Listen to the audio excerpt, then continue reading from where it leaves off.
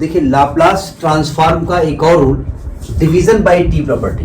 अभी इसके पहले हमने बताया मल्टीप्लिकेशन बाय टी प्रॉपर्टी। मान लिया किसी फंक्शन का लाप्लास ट्रांसफॉर्म दिया हुआ है और आपने उसमें टी से मल्टीप्लाई किया था, तो हमने क्या किया था, उसको डिफरेंशिएट किया था और यहां पर डिवाइड कर रहे हो। चूंकि डिवाइड मल्टीप्लिकेशन का उल्टा होता है, तो मेरे हिसाब से रूल भी मल्टीप्लिकेशन का उल्टा होगा। मल्टीप्लिकेशन में आप क्या कर रहे थे, फंक्शन को डिफरेंशिएट कर रहे थे, यहां क्या करेंगे, इंटीग्रेट करेंगे। ठीक है, तो इसका पहले बताते हैं होता क्या है। कहते हैं अगर हम मान लें if Laplace of F T is equal to F S, जिसको हम लिखते हैं integral 0 to infinity e to power minus S T into F T D T, ये लाप्लास होता है। देन अगर आप लाप्लास जो एफ टी निकाला है उसमें टी से डिवाइड कर दें, लाप्लास ऑफ अगर आपको निकालना हो एफ टी बाई टी, तो टी टी कट मत दे कर देना, मतलब एफ लटके एक काट दिया क्या होगा, एफ बच जाए, ऐसा नहीं होता है क्योंकि फंक्शन है ये, टी नहीं है। तो यहाँ क्या करते हैं, इसको इंटीग्रेट कर देते हैं, integral S to infinity F S T S, इसको एस के रेस्पेक्ट में इंटीग्रेट कर देता है और लिमिट एस टू इंफिनिटी रखी जाती है। ठीक है, हाँ, इसको कहते हैं डिवीजन बाय टी प्रॉपर्टी। तो पहले तो इसका प्रूफ देखा जाएगा कि भाई आया कहाँ से, फिर इसके क्वेश्चन देखते हैं प्रूफ। पहले क्या करेंगे हम भाई, एल ऑफ एफ टी रखेंगे, फिर उसको इंटीग्रेट करते हैं क्या होता है। देखिए वी नो दैट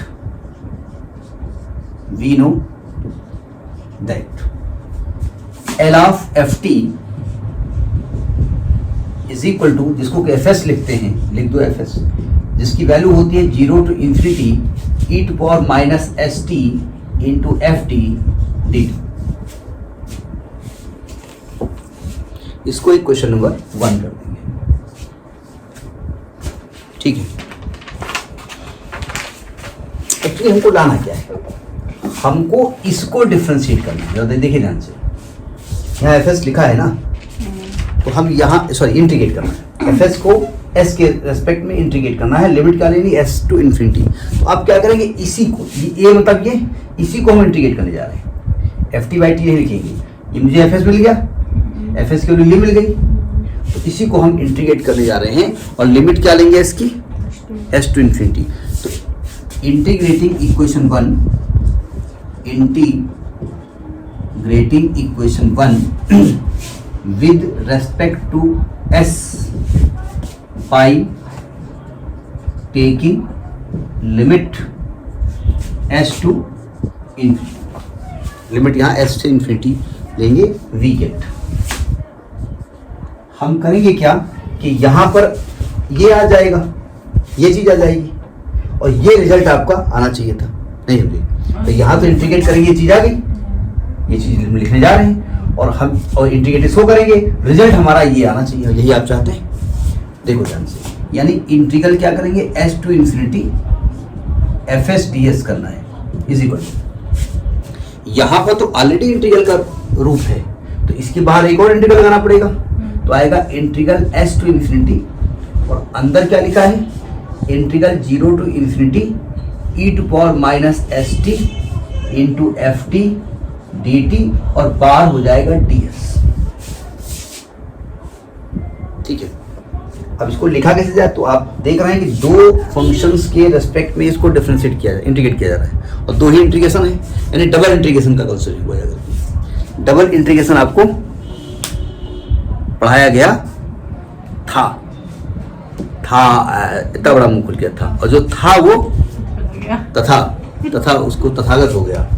देखो ध्यान से, हम करेंगे क्या, पहले ये इंटीग्रल लिखेंगे 0 टू इन्फिनिटी, क्योंकि इसको बाद में करना है, फिर इंटीग्रल लिखेंगे s टू इन्फिनिटी, पहले s लिखेंगे बाद में 0 लिखेंगे, जिसको मानो पहले लिखो, किसको पहले करना वो बाद में बताते हैं, e to power minus S T into F t into d T.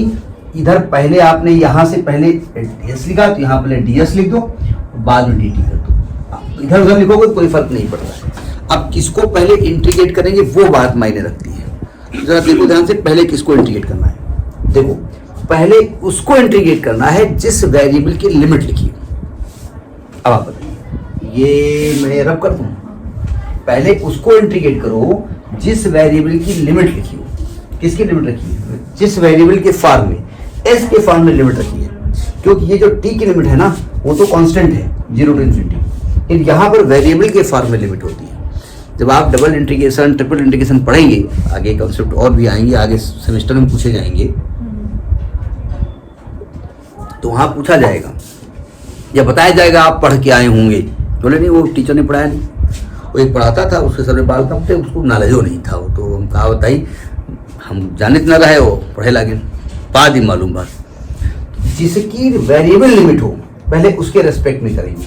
तो सिंपल सी बात है, यहाँ क्या चल रहा है? यहाँ चल रहा है 0 to इन्फिनिटी FS/DS, ये चल रहा है, ये चीज चल रही है। और ये आना चाहिए, वो हमको मालूम नहीं कैसे आएगा। देखिए हम क्या करेंगे, 0 से इन्फिनिटी अलग कर देंगे। यहाँ पर S के रेस्पेक्ट में इंटीग्रेट तो इसका होगा ना, तो हम क्या करेंगे, इंटीग्रल S to इन्फिनिटी। एक काम कर दो, इसको बाहर लिख दो, FTD लिख दो ऐसे, ठीक है, और ब्रैकेट में लिख दो integral S to infinity e⁻st ds, S के रेस्पेक्ट है ना, का ब्रैकेट बंद कर दो, यहाँ बाहर dt लगा दो, कोई दिक्कत? बोले नहीं आप लिखते जाओ, हम नोट करते हैं, दिक्कत जाएगी। जब हमको नोट ही करना है जो आप लिख रहे हो, तो दिक्कत का है? I feel no problem. थोड़ा सॉल्यूशन है तो कुछ समझ में 0 to इन्फिनिटी क्या हो गया? सॉल्यूशन तक पहुंचे तो समझ में अच्छे से आए। नहीं अभी स्टेप समझ में आ रहा ना। हाँ वो तो समझ में आया। हमें क्या दिक्कत इसमें भाई, FS दिया हुआ था ना, और आपको इसी को इंटीग्रेट करना था, तो FS की वैल्यू ये आ गई, तो हमने इसको इंटीग्रेट कर दिया। कैसे करेंगे अब कैसे करेंगे, तो अब इसको नहीं मालूम कैसे इंटीग्रेट किया जाएगा। अगर मैं आपसे कहूँ मालूम है, तो इसकी बात करिए ना भाई, आप वहां पर रहिए जिसकी वैल्यू हम निकाल रहे हैं। आगे 2 जीने बाद क्या होगा, अब आपको स्टेप चढ़ने, बोले जो 7वां स्टेप है इसमें चढ़ेंगे कैसे?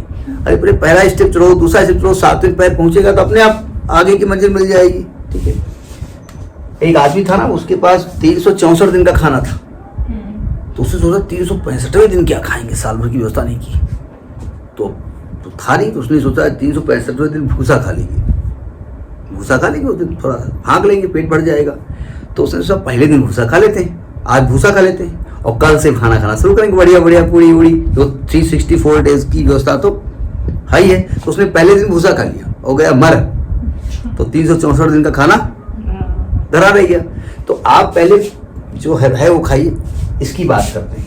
अगर मैं आपसे कहूं इसको इंटीग्रेट करो एस के रेस्पेक्ट में, तो बताइए इसका इंटीग्रल क्या आएगा? e to power minus S T by minus T, यही तो आएगा, माइनस टी आएगा ना। और इसमें लिमिट क्या रखेंगे, 0 S से इन्फिनिटी, और dt बाहर लिखा हुआ, कोई लफड़ा? पहले इसको सॉल्व कर लिया जाए, 0 टू इन्फिनिटी ft, जरा सावधान, ये -1/t बाहर कर दो, या 1/t -1/t बाहर कर दो, चलो यहाँ किए जा रहे हैं। अब देखो, पहले आप लिमिट रखने जा रहे हैं, पहले t, ये लिमिट किसकी जगह रखेंगे आप? इन्फिनिटी किसकी जगह रखी जाएगी? s की है, तो लिमिट आएगा e to power minus infinity आएगी, और जब s करोगे तो minus e to power minus s आएगा, st आएगा, इंटू dt आएगा, जाएगा नहीं आएगा? ये लिमिट s की जगह रखी जाएगी, तो s की जगह रखा तो है, s की जगह s रखेंगे, क्या दिक्कत है? s है ना लोअर लिमिट, हम भी कंफ्यूज हो जा रहे थे। ज्यादातर चूंकि 0 रखी जाती है लिमिट, तो लगता है 0 क्यों नहीं लिखा, तो 0 थोड़े बोला गया है। अब देखो ध्यान से, इज इक्वल टू, ये इसके बाद लिख रहे हैं 0 to infinity minus ft/t into, यहाँ देखो जरा ब्रैकेट में, e to power minus infinite की वैल्यू क्या होती है? 0 होता है, हो जाती है, और minus e to power minus st हो जाएगा, और dt हो जाएगा। ठीक है, अब जरा इस माइनस को हटाओ, क्योंकि ऑलरेडी एक माइनस हमारे पास है। इसको अगर ऐसे हम लिख दें 0 टू इन्फिनिटी, इसको करते हैं minus minus plus, e to power minus st into ft/t dt, कोई दिक्कत? राइटिंग बड़ी करती है, ft/t dt, कोई दिक्कत? क्या मैं कह सकता हूँ ये पूरा t का फंक्शन है? तो जब आप यहाँ पर LFT करते थे तो e to power minus st लिखते थे, और यहाँ पर t का फंक्शन लिखते थे, तो हमने इसी की जगह ये लिखा है ना, इसका माइनस कहाँ गया? माइनस ये ऑपरेट हो गया ना, अच्छा तो देख ही नहीं रहे हो। मैंने क्या आपकी एफ टी की जगह ये पूरा ये नहीं लिखा हुआ है, तो क्या इसको L of F T by T लिखा जा सकता है? नहीं लिख सकते। और ये क्या आ गया आपका इंटीग्रल ऑफ जीरो, ये गलत लिख गया ना, एस टू इन्फिनिटी। अरे देख ही नहीं रहे हो आप। नहीं यहाँ पे 0 to infinity होगा ना। क्यों? अच्छा यहाँ ये की बात- इधर हाँ, S इस तरह की होगा। बात हो रही है। एस टू वो आदत है जीरो टू इन्फिनिटी लिखने की ना, तो F S D S is equal to क्या आएगा, L F T by T. हो गया प्रूफ।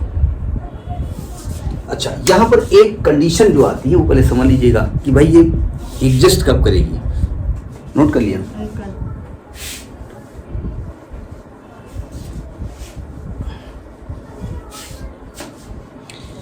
हमने कहा एल ऑफ एफ टी मालूम है, अगर बाई टी करेंगे तो integral S to infinity F S D S होता है, हमने कहा। ये रिजल्ट एग्जिस्ट कब करेगा? ये रिजल्ट एग्जिस्ट तब करेगा जब limit T tending to zero F T by T exist करेगा, तब ये करेगा। अगर आपने यहां पर टी की भाई लिमिट रख रहे हो ना हर जगह, अगर एस से इंफिनिटी की बात आप कर रहे हो तो रास्ते में जीरो भी आ सकता है भाई। एक्चुअली में आप अगर आपको याद हो integral as a limit of sum, और ये कहां से आ गया, ये नया नाम आ गया। Integral as a limit of sum जो करते थे इंटरमीडिएट में, तो हमें अगर ए से बी के बीच में इंटीग्रेट करना होता था तो हम ए और बी के बहुत सारे टुकड़े करते थे, अलग अलग टुकड़े में उसकी वैल्यू निकाल के ऐड करते थे। तो एस से इंफिनिटी में रास्ते में जीरो भी आ सकता है ना, तो मैं अगर जीरो हम रखूंगा तो एफ जीरो अपॉन जीरो आ जाएगा। तो अगर ये लिमिट एग्जिस्ट करती है तब ये F T by T exist करेगा, अदरवाइज नहीं करेगा। दूसरी बात, हमने एक बार टी से डिवाइड किया है तो एक बार इंटीग्रेट कर दिया, तो जब हम इसको सॉल्व करेंगे तो क्या मैं कह सकता हूँ ये एस के ही फॉर्म में आएगा, ये फंक्शन वैसे ही रहेगा ना भाई। पहले बार एफ एस था तो अगली बार एफ डैश एस, कुछ और उसका नाम हम चेंज करें, एफ डैश में डेरिवेटिव नहीं होता है, ऐसे कुछ आ जाएगा। तो अगर एक बार और डिवाइड करोगे तो इसको फिर एक बार इंटीग्रेट करोगे, तो जितनी बार टी से डिवाइड करते रहोगे उतनी बार इंटीग्रेट करते रहोगे। जैसे मल्टीप्लिकेशन बाय टी प्रॉपर्टी में क्या था कि जितनी बार आप टी से मल्टीप्लाई कर रहे थे उतनी बार डिफरेंशिएट कर रहे थे, यहाँ इतनी बार इंटीग्रेट करेंगे, तो इसको कहते हैं डिवीजन बाय टी प्रॉपर्टी। ठीक है।